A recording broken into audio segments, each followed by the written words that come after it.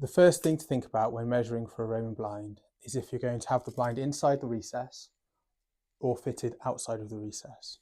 If you have the blind inside the recess, then the blind will hang lower and block more light coming into the room.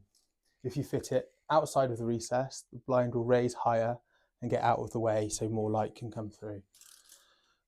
If you're fitting the blind outside of the recess, then we recommend measuring between 10 and 15 centimetres above the window, down to where you'd like the blind to fall. This depends if there's something in the way, like a radiator, then maybe do it just above.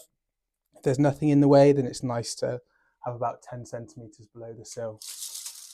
With the width, if it's outside the recess, then it's just nice. It's nice for the blind to cover the windowsill. There's nothing worse than the blind falling down and still being able to see the windowsill poking out.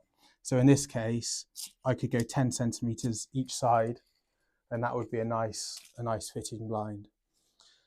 When the blind's fitted inside the recess, you measure inside the recess like this. Make sure to measure a few places down the window, just in case the window isn't square.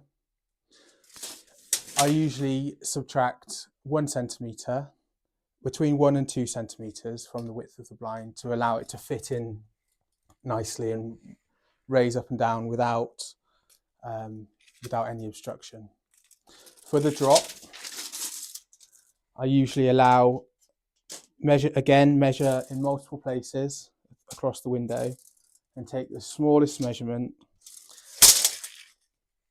and I usually subtract about 0.5 centimetre just so the blind sits just off the sill when it's down.